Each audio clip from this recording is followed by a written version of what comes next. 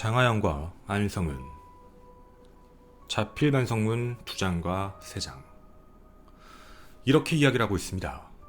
훈육이라는 핑계로 짜증을 냈습니다. 다시 돌아가면 손찌검도 하지 않고 화도 내지 않겠습니다. 아픈 줄 모르고 아이를 두고 나갔다 왔고 회초리로 바닥을 치며 겁을 주었습니다.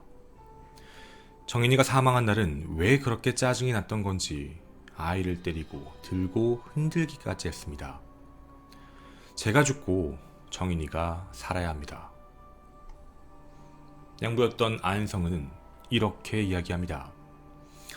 아이를 입양하고 양육하는 일이 너무 가볍게 여겼습니다. 아파도 응급실에 바로 데려가지 않은 것은 너무 무심했죠.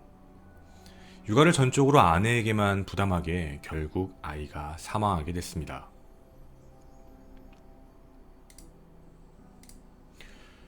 그리고 변호사의 이야기, 국민적인 분노가 있는 사건인 걸 알고 있다. 저희 입장에서는 사실을 밝히기 위해 국민 여러분이 분노하는 이유, 저 또한 공감하고 마찬가지인데 사실을 밝히는 게 저희의 입장이다. 변호인은 진실을 밝혀야 돼서 저희대로 진실을 밝히겠다. 아동학대 치사를 지금 현재 부인하고 있는 게 어떻게 사인을 인정하는가, 이런 내용에서도 모두 부인한다. 몇몇 개는 인정했지만 치사 부분에 있어서 당일에 학대가 있었던 것, 폭력이 좀 있었던 건 분명한데 문제는 그로 인해서 사망을 했는지는 모르겠다. 여러분은 이들의 말에서 진정한 반성을 느낄 수 있나요? 그리고 며칠 전 공개된 이 영상,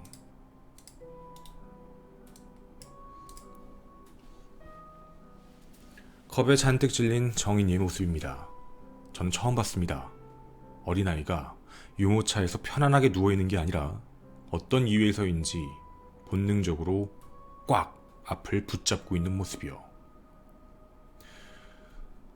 근데 이게 잠깐 동안 한 건가 라는 생각에도요, 엘리베이터가 내려가는 동안에도 정인이는 계속 그 자세를 유지하고 있습니다. 그 이유를 우리는 바로 알 수 있었죠. 정인이는 준비하고 있던 겁니다. 나가면서 또다시 덜컹거릴 걸 말이죠. 짜증이 나서, 한 명은 내가 너무 무심해서, 한 명은 진실을 밝힐 건데 확실히 사망이 문제가 그것 때문인지는 모르겠다는 이야기. 김원 사건 파일 2021년 1월 13일 1차 공판 분석편입니다.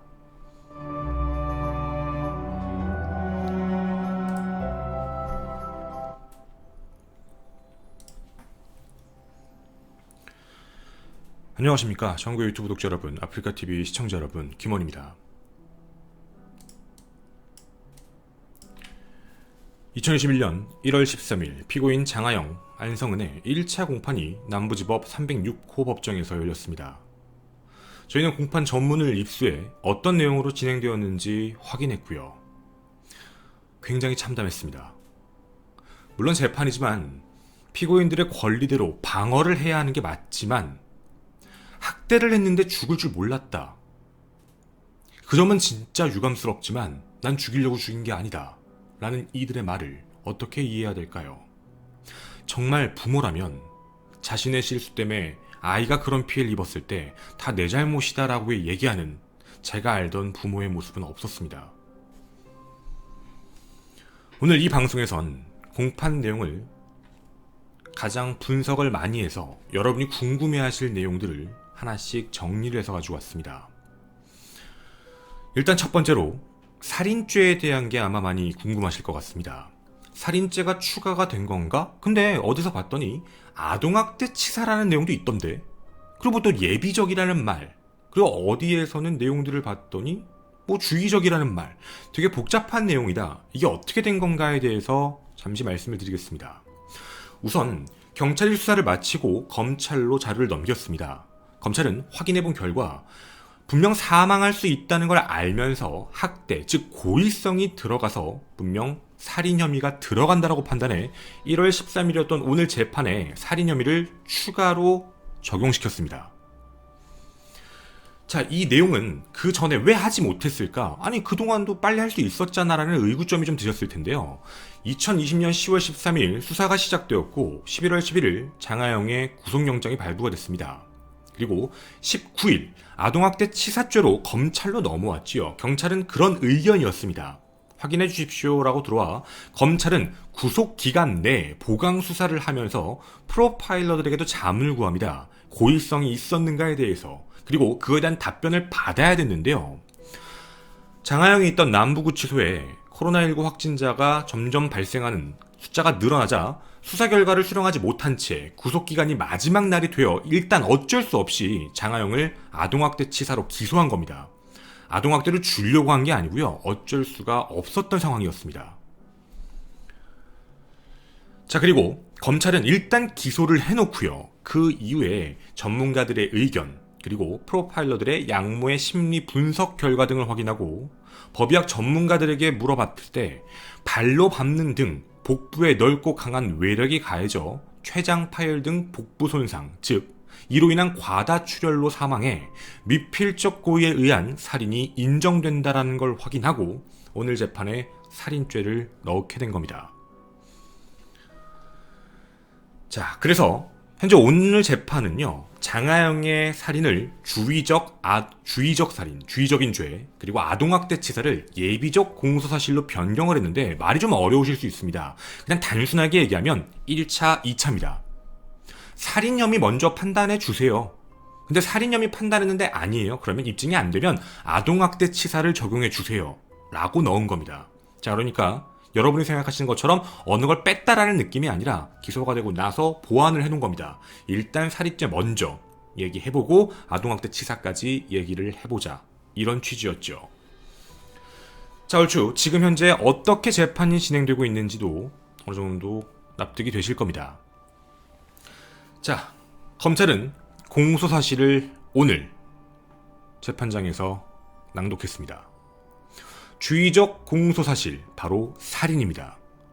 살인의 공소 요지는 장하영이 2020년 10월 13일 오전 9시 1분에서 10시 15분 사이 지속적인 학대를 당해 극도로 몸이 나빠진 16개월 피해자에게 강한 중력을 행사하면 사망한다는 걸 인식을 했는데 밥을 먹지 않는다는 이유로 격분해 양팔을 강하게 흔들어 좌측의 팔꿈치가 탈구, 즉 빠지게 되고 복부를 수에 때려 넘어뜨린 뒤 발로 피해자의 등을 강하게 밟는 등 강한 근력으로 피해자의 췌장을 절단하고 복막강에 출혈이 발생시켜 사망했다. 이게 살인죄입니다. 예비적 요지였던 두 번째, 아동학대 치사에서는 한 가지가 빠졌습니다. 인식했지만 이라는 말 빼곤 다 동일합니다. 자, 즉 살인죄에서는요, 죽을 수도 있을 것이다 라는 걸 인지했다는 것이고, 이걸 인지를 못했다라는 걸 재판부가 인정하면 아동학대 치사다, 이렇게 얘기하고 있는 상황인 것이죠. 어쨌든 결론적으로 우리가 알 수 있는 건 이겁니다. 정인이가 사망하던 당일날은 엄청난 폭력이 있었습니다. 심지어 팔 한쪽이 탈골까지 됐지요. 그리고 복부 및 등까지 지속적으로 폭행을 당했습니다. 자, 저희는 궁금합니다. 이에 대해서 피고 측의 입장은 어땠을까요?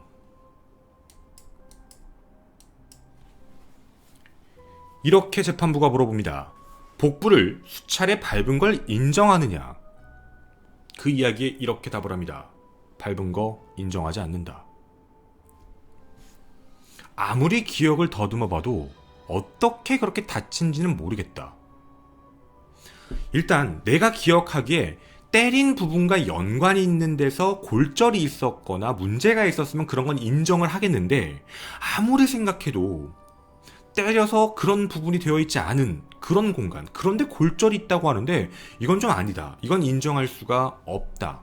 이렇게 이야기를 하고 있습니다. 자, 여기서 그럼 중요한 포인트는 이거겠네요.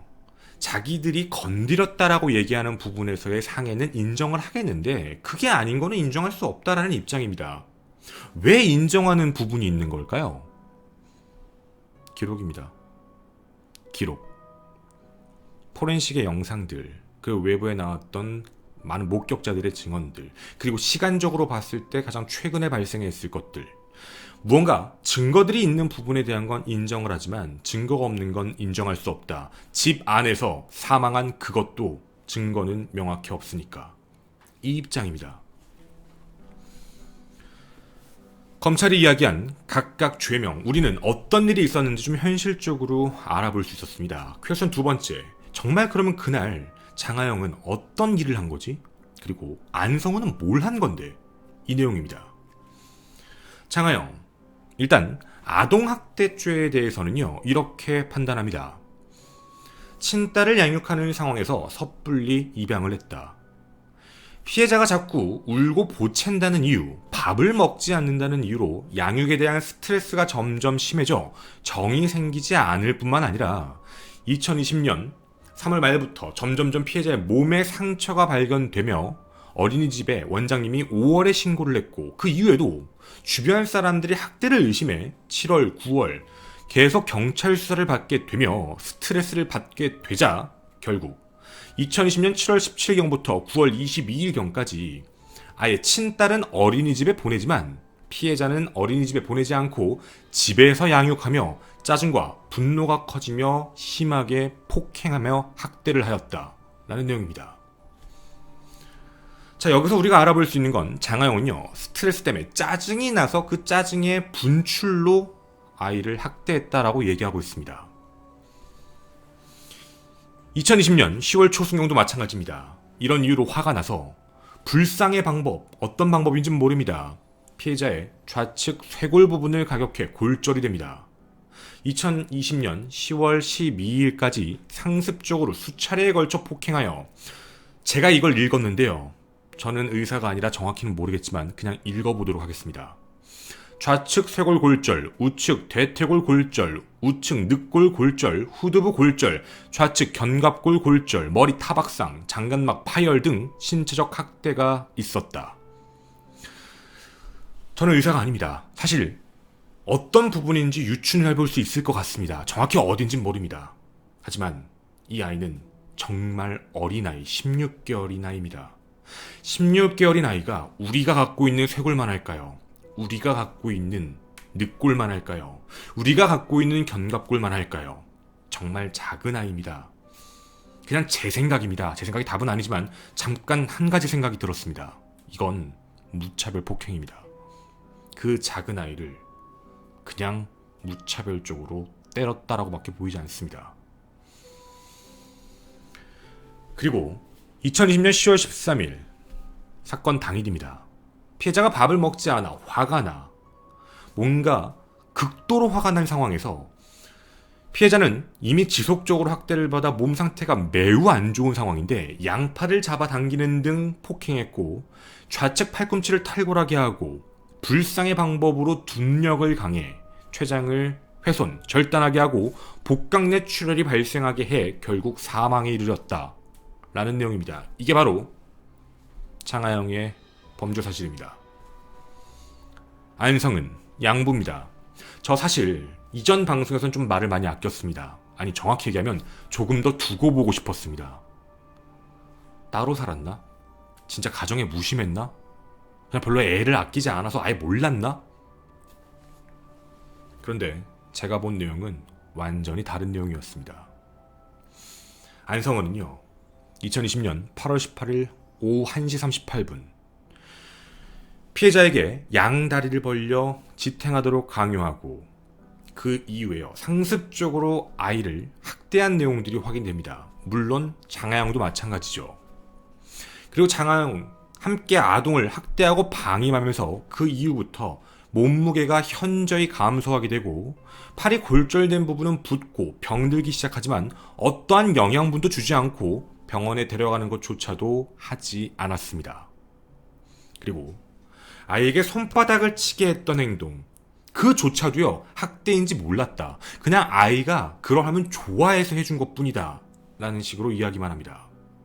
정확한 건 안성은은 아이가 아프고 살이 빠지고 있고 골절이 됐다는 걸 알고 있으면서도요, 병원에 데려가지 않았습니다.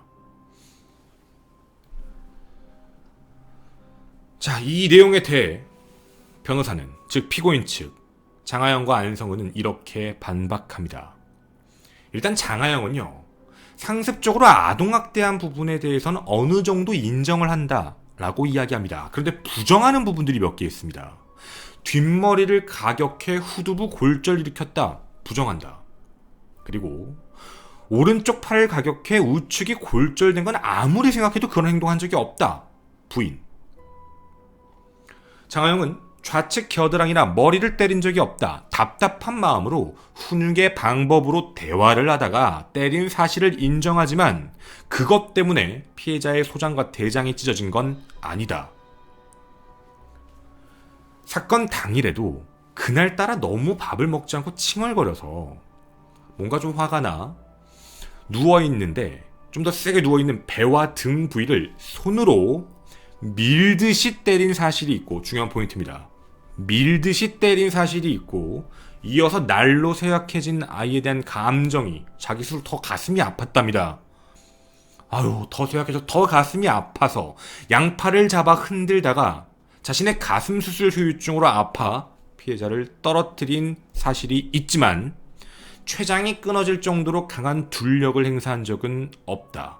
곧바로 피해자를 안아 올리며 다독였는데 괜찮은 것처럼 보여서 두고 자리를 비운 것뿐. 돌아보니 상태가 심각해 병원으로 이동을 했지만 결국 사망했다. 즉, 장하영의 일부 폭행 과실로 인한 행위는 인과관계라는 건 있다. 하지만 둘력을 행사해 무언가 고의적인 강한 압력을 행사해 사망에 이른 건 아니다. 이렇게 주장합니다. 자, 내용이 좀 어려우실 수도 있는데요. 단순합니다. 제가 한 건 일부 훈육 차원의 폭행과 그거에 대한 과실이 있는 건 맞지만 그것 때문에 아이가 사망한 건 아닐 수 있다고요. 분명히 얘기하는 건 제가 거기 아이와 있는 데서 아이를 되게 세게 뭘 했다고 하는데 저는 손으로 밀듯이 때린 것밖에 없고요. 바로 들어서 올리다가 떨어뜨린 사실밖에 없고 그때 안아줬을 때도 괜찮았습니다. 라는 주장입니다.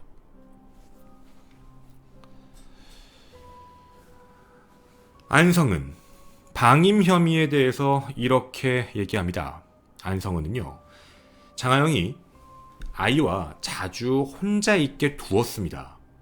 이유식을 못 먹어 몸무게가 감소한다는 것도 알고 있었지만 제지하거나 분리하지도 않고 보호 조치도 하지 않았지요. 그리고 이렇게 얘기합니다.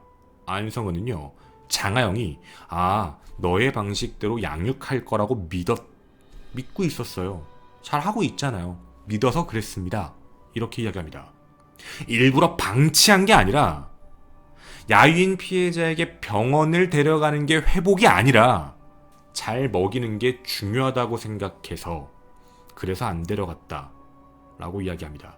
제가 가장 화가 난 부분이죠. 안성은 씨가 궁금한 이야기 Y에서도 나와서 한 이야기들, 기타 방송에서 나와서 했던 이야기들도 다 기억을 합니다. 저는 진짜 모르고 있었나라는 생각을 했거든요. 근데 아이가 심각해진 걸 알고 있음에도 불구하고요, 병원에 데려가는 것보다 잘 먹이면 낫는다, 뼈가 부러졌는데요. 아이가 그렇게 심각하게 다쳤는데요. 몽고반점인 줄 아셨다면서요. 몽고반점이 아니라 본인은 알고 있었을 겁니다. 아이가 분명 강한 압박을 당하고 있다는 것. 방치한 게 아니라고 얘기하지만 정말 이걸 누가 인정을 할까요? 그리고 그 이외에도 자신들이 모르는 골절에 대한 부분은, 즉 증거가 없는, 영상이 없거나 증거가 없는 골절은 전부 부인합니다. 하지만 바뀌지 않는 사실이 있습니다. 증거가 있는 부분의 골절은 본인들이 했죠. 그럼 궁금합니다. 내 기억에는 없는데 여긴 왜 골절이 있지? 그럼 제가 다시 묻고 싶습니다. 왜 골절이 있는 걸까요? 떨어뜨려서? 아이가 몸이 부러질 만큼 뛰어다녀서? 16개월짜리가요. 자신들이 모르는 부분에 골절이 생겼다라고 얘기하면 본인들이 촬영을 해놓지 않은 부분이거나 혹은 자신들이 버릇처럼 하다가 생긴 골절일 수도 있습니다. 어쨌든 확실한 건 당신들은 방임, 학대, 살인을 한 게 맞죠. 그리고 안성은 씨도 일반 방조 아닙니다, 이거. 저는 개인적으로도요, 참 어렵다라고 들었습니다. 살인 방조라는 게 참 여기에서는 혐의가 어려울 수 있다. 아동 학대 방조 정도는 모르겠지만 뭐 어떤 분들은 세게 나가면 그럴 수도 있다는 얘기도 들었지만 말이죠. 하지만 제 마음속에선 당신은 살인 방조자입니다. 한 가지 얘기해드릴까요? 당신이 살인 혐의를 받지 않았던 이유는 아이가 사망한 날 집에 없어서입니다. 자, 그 다음 질문 세 번째. 많은 분들이 궁금해하실 내용입니다. 살인죄의 적용이 과연 가능할까에 대한 궁금증이죠. 저도 주변에 많은 분들께 여쭤봤습니다. 일단 중요한 게 있는데요. 살인죄를 적용하는 게 매우 어렵습니다. 대부분 많이 알고 계신 게 살인죄는 고의성이 있어야 된다라고 많이 알고 계신데요. 범주는 조금 더 넓습니다. 살인죄를 적용하려면 피해자를 죽이겠다는 의도를 가지고 있고 그만큼의 위력을 가한 사실을 입증해내야 됩니다. 근데 여기는 지금 현재 사건 현장의 집 안, 어떠한 증거물도 없습니다. 직접 증거가 없는 상황에서 살인 혐의의 입증을 놓고 공방이 지금 되고 있는 공판인 것이죠. 해서 상대방은 아니다, 말이 안 된다, 몰랐다, 그 정도의 위력이 없다, 그 위력을 그래서 얘기하고 있는 겁니다. 그 정도의 위력이 인정되면 살인으로 갈 수 있으니까. 근데 그게 만약 아니라면 입증할 수 없으니 아동학대 치사도 인정할 수 없다, 거의 이런 입장인 것이죠. 검찰이 그래서 아까 말씀드린 대로 주의 그리고 예비로 나눈 것도 혹시 모를 걸 대비한 상황입니다. 그런데 한편엔 이런 이야기도 있습니다. 고의성 여부에 대해서 외력에 대한 부분들도요, 전문가 분들의 분석 결과, 이건 보통이 아니다. 그리고 장하영에 대한 심리 분석 결과, 학대한 경위들, 그리고 사망 결과의 발생 가능성 정도에 대한 부분들, 이런 문제들을 다 합쳐서 결론적으로 살펴보면 범죄 결과, 살인, 즉 살인이었죠. 범죄 결과가 발생할 가능성을 알면서도 그 행위를 했을 것이다, 짜증이 나서, 이런 걸 미필적 고의에 의한 살인이라고 합니다. 해서 이런 정황 증거만으로도 충분히 입증이 될 수도 있다라고 이야기하며 한 가지의 근거도 들었습니다. 이 사건 기억하십니까? 물론 항소심 진행 중인데요. 9살 느리보다들을 여행용 가방에 넣어 그 위에서 뛰고 그 안에 드라이를 계속 쬐게 했던 바로 천안 계모 사건입니다. 살인의 고의성이 없었다라고 주장했지만 결국 살인죄가 인정돼 1심 징역 22년형을 선고받았습니다. 그 이유가 뭐였냐면 7시간 이상 밀폐된 가방에 두고 폭력을 행사하고 그러면 질식사할 수 있다는 그 정도의 위력은 가해졌다, 알 수 있는 상황이다 라고 해 미필적 고의를 인정한 것입니다. 이 사건도 그 위력에 대한 부분이 가장 핵심 쟁점일 것이다 라고 이야기하고 있죠. 지금 장하영이 주장하는 대로 흔들다가 떨어뜨렸다, 밀듯이 이렇게 했다라는 것으로 이런 일이 발생될 수 있는가에 대한 부분인 겁니다. 현재 장하영과 안성은 측은 아동학대 치사와 살인죄 전부를 부인합니다. 인과관계는 존재할 수 있지만 고의적인 건 아니다라고 하고 있죠. 여러분은 어떻게 생각하십니까? 그럼 되게 궁금합니다. 출처는 일요신문입니다.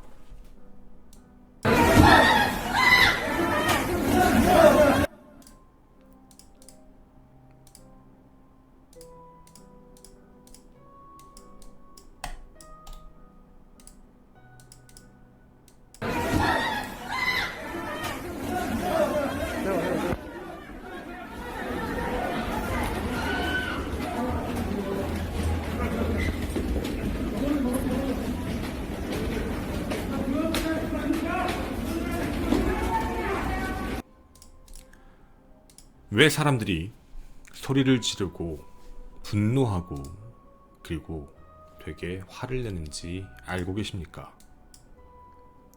왜 많은 분들이 당신들에게 잘못됐다라고 얘기하는지 아시나요? 이렇게 이야기합니다. 자칫 잘못하면 많은 피해자가 생길 수 있습니다. 입양가정의 문제요? 아니요. 입양가정의 문제다, 그 편견 때문에 짜증이 나서 아이에게 그런 행동을 했다라는 장하영. 미안하지만 문제는 그 시선이 아니었고요, 부모였던 너희들 문제였습니다. 뒷이야기에서 마저 하지 못한 이야기들 함께 하도록 하겠습니다. 감사합니다.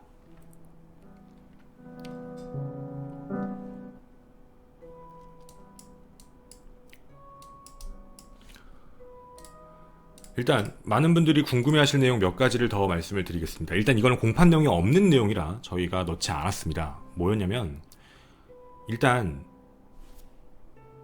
장하영이 이런 행동을 한 원인에 대해서 지금 자기가 얘기하는 건 짜증이에요. 육아 스트레스다라고 주장을 하고 있어요. 화가 나서 그렇다라는 얘기인데 사실 이 부분에 대해서 많은 네티즌 분들이 야 이거 대출이 있지 않았어? 라는 이야기를 하고 있어요. 저희도 저번에 한번 올려드렸는데 근데 그 대출에 대한 내용들을 보게 되면 좀 시기가 얼추 맞아떨어져요 다들. 그래서 네티즌 분들이 찾아내신 게 좀 놀라웠습니다. 근데 왜 그 내용은 여기에 없어? 라는 뭐 그런 생각. 또 하나 정인이 머리에 이마에 약간 혹 같은 뭐 이렇게 좀 상처 같은 게 있어서 뭐 비비탄 총으로 쐈다라는 그런 기사도 나왔었는데 그거에 대한 내용은 현재 공판에는 없습니다. 그게 진짜인지 아닌지 저도 알 수 없는데요. 그리고 아까 말씀드린 뭐 대출 문제 때문에 입양을 했다 이 문제도 알 수는 없습니다. 명확하게 지금 현재 사실로 확인된 내용은 아닐 수도 있다는 얘기죠.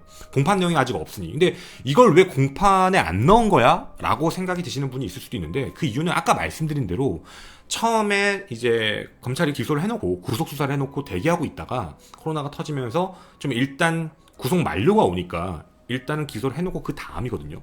공판은 여러 번 진행이 돼요. 한 번으로 끝나는 게 아니고요. 1차, 2차, 다음번 이제 증인신문으로 알고 있는데 공판이 계속적으로 진행이 되면서 우리도 몰랐던 그런 내용들이 다시 나올 수도 있어요.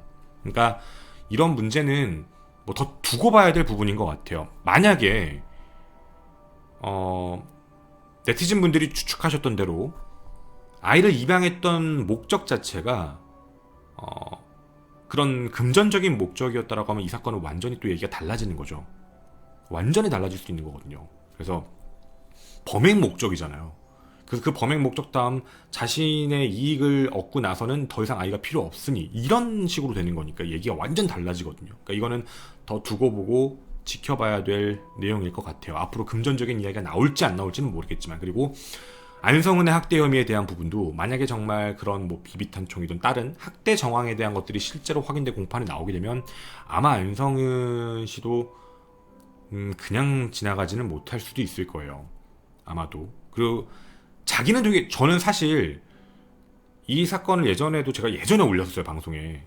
근데 나중에 이 사건이 막 이슈화가 되면서 여러분하고 다시 얘기를 하면서 제가 그때도 좀 조심했던 건 안성은이라는 사람이 방송에 나와서 했던 얘기는 되게 모른다라는 식으로 얘기를 하고 믿는다라는 식으로 얘기하길래 진짜 저 정도면 거의 뭐 제3자의 입장인가? 아예 그냥 집에 안 들어갔나 뭐 이 정도까지 생각할 만큼이라 인식을 못하고 있었나? 라는 생각이었었어요. 물론 뭐 몽고반점 이런 얘기가 마사지하다 이런 얘기를 뭐 믿을 수는 없었지만 아니 어떻게 저렇게 뻔뻔하게 얘기를 하지 싶을 그만 거짓말이면 너무 뻔뻔하니까. 그런데 저 이번 공판 결과 보고 너무 놀랐어요. 얘 알고 있었잖아요 이 사람. 이 방송을 볼지는 모르겠어요. 근데 알았잖아요. 알았는데 어떻게 그런 얘기를 해요? 진짜 부모면 이건 진짜 입이 열 개여도 할 말이 없어요. 정말로. 그 정말 가슴 아프지만 이게 아이를 얼마만큼 학대했는지 나는 몰라요라고 지금 발을 빼고 싶은 건지 모르겠는데 심지어 머릿속에 이런 뇌피셜까지 떠오르게 되더라고요.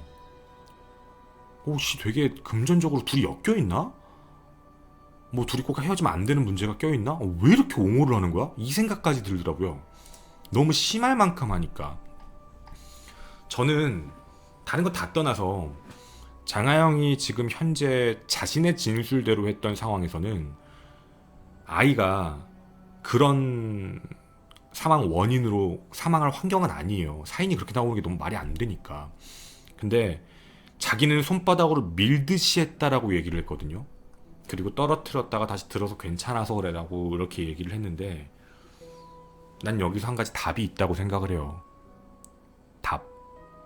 이걸 뭐 보실진 모르겠는데 얜 원래 이랬던 거예요. 장하영은요 원래 그랬던 거예요. 아이는 언제 사망할지 몰랐던 것뿐이고요.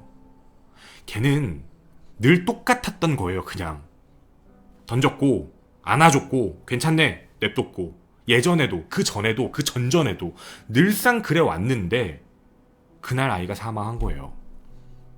그날. 이거는 좀 잘 생각을 해봐야 될 문제라고 저는 느껴지고요. 예전에도 방송을 아동학대하면서 제가 가장 하고 싶었던 이야기가 이거였어요. 아동학대 치사요? 전 뒷이야기인데 개소리라고 믿어요. 아동학대를 하고 있으면 아동학대를 당하는 아동은 세상 전부인 게 부모잖아요. 부모의 그늘 아래 살고 있잖아. 어디 가서 신고를 할 거야? 전화를 할 거야? 111을 누를 거야? 못해요. 즉 법이 그렇게 얘기하는, 법도 그런 거 중요하게 생각하잖아요. 상대방이 저항 의지가 없는데도 그런 행동을 하면 더 가중 처벌하잖아. 이건 저항을 못하는 상황이에요. 어떤 저항을 해요? 우는 거 말고. 그러면 그런 아이를 두고 지속적으로 그렇게 공격을 가했다? 이건 언제 아이가 사망해도 이상하지 않은 건데 이걸 왜 아동학대 치사라는 명칭을 붙이는지 모르겠어요. 아동학대가 있으면 그 다음은 살인이에요. 이 중간은 존재하지 않아요. 당연한 거잖아요. 저 외국법 얘기하는 거 별로 좋아하진 않아요. 외국법이 무조건 진리는 아니니까. 그런데 아동학대 치사 되게 이상한 말이에요. 아이를 굶겨 죽였다? 때려 죽였다? 무조건 종신형이에요. 못 나와요 그거. 말도 안 되는 소리예요. 아이를 학대한 것도 굉장히 형량이 센데 학대라는 말은 그냥 살인죄라고요. 죽였다고 이건. 그렇게 못을 박아서 하고 있는 건데 어떻게 보면 상식적으로 참 맞는 말이거든요.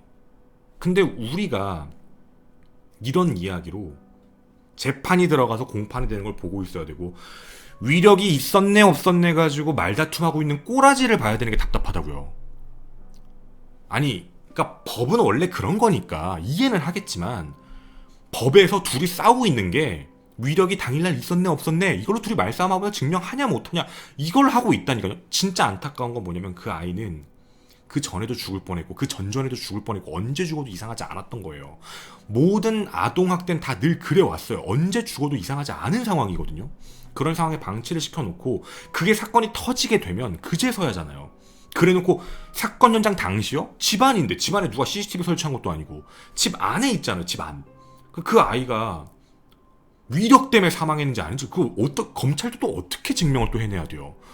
법의학적 증거로? 근데 법의학적 증거로 했는데 만에 하나의 가능성을 인정하면은 그럼 아동학대 치사가 되나? 그거 인정 안 되면 살인죄가 되는 거고. 이건 다른 문제라고 생각을 해요. 정말 다른 문제예요. 그래서 저는 장하영이 한 진술에 대한 거는 지가 지 입으로 말한 거라고 저는 생각을 해요. 걔는 버릇이에요. 이번 공판을 보면 제가 마지막으로 느낀 게 그거였어요. 얜 버릇이었다. 그러니까 지는 이전에도 그랬고 예전에도 그래 왔었고, 그러니까 제 생각이니까 뇌피셜이니까 뒷이야기니까 그냥 얘기할게요. 너 이전에도 밟았지. 너 이전에도 던졌었지. 너 이전에도 이상하게 되게 심하게 집에서 폭행했지. 너 그러니까 지금 아이가 사망한 그 날도 평상시와 비슷했기 때문에 아 이거 왜 죽었지? 라는 생각을 하는 것 같은데 저는 제 뇌피셜이에요. 얘는 예전부터 그랬던 거예요. 그 폭행의 흔적의 그 정도가 더 세졌다라는 거에 대해서 부정하진 않지만 비슷한 폭력 행위를 그 전에도 계속 해와서 아이의 온 몸이 말도 안 되는 골절인 거예요. 이게 아니면 어떻게 이게 입증이 말이 돼요? 말이 안 되는 건데 누가 아이를 그냥 때렸다, 피부에 상처가 났다, 멍이 들었다랑 다른 문제예요. 이거 지금 뼈가 계속 나갔다는 건 위력적인 행동을 계속 했단 얘기예요. 어디선가 가했단 얘기잖아요. 계속 그전에도 했단 얘기예요. 그래서 안 죽으니까 대부분 그래요. 안 죽으니까 안 죽네? 그럼 더 점점 대부분 모든 치사 사건 뭔가 치사와 관련되어 있는 문제에 보면 지속적으로 폭행하는 거 있죠. 점점점 강해져요. 점점점 세지는 케이스인데 이거는 아이가 버틸 수도 없는 얘기예요. 어떻게 버텨요 아이가? 몰랐다고요? 저는 아닌 것 같아요. 몰랐을 리가요. 안 죽네? 라고 생각했겠지. 언제 죽어도 이상하지 않은 상황인데 이 정도로는 안 죽는구나. 그게 니들 생각이었겠지. 저는 진짜로 이런 애들은 세상에 안 나왔으면 좋겠어요. 진짜 부모면 다 자기 때문이다라고 울면서 진짜 되게 많은 얼마나 자책을 하겠어요. 반성문의 자책이요? 야 네가 보낸 거다.